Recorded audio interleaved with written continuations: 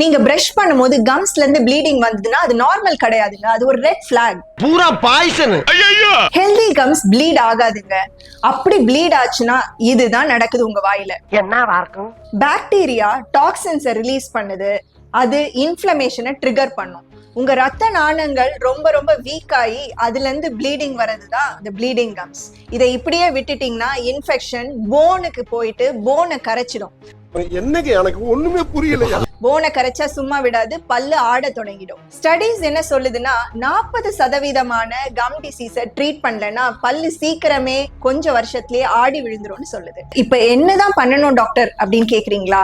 இன்னையில இருந்து ஒரு ப்ராப்பர் கம் கேர் ரொட்டீனை ஃபாலோ பண்ணீங்கன்னா கம் டிசீஸ் சீரியஸ் ப்ராப்ளமா ஆகிறதுக்கு முன்னாடி இனிஷியல் ஸ்டேஜ்லயே நம்ம சரி பண்ணிக்கலாம். இதை கண்டுபிடிக்கிறது ஒன்றும் ராக்கெட் சயின்ஸ் இல்லைங்க. கண்ணாடி முன்னாடி நின்று உங்க ஈரை நல்ல உன்னிப்பா பாருங்க. ரெட்டா இருந்ததுன்னா, வீங்கி இருந்ததுன்னா, ஈறு இறங்கி இருந்ததுன்னா, ப்ளீடிங் வந்ததுன்னா இமீடியட்டா ஒரு ஆக்ஷன் எடுக்கணும். என்ன ஆக்ஷன் கேக்குறீங்களா? டென்டிஸ்ட் கிட்ட அப்பாயின்மெண்ட் ஃபிக்ஸ் பண்ணுங்க, போய் ட்ரீட்மெண்ட் பண்ணிக்கோங்க. இன்னும் தலையை சொரிஞ்சிட்டு இருக்கீங்களா?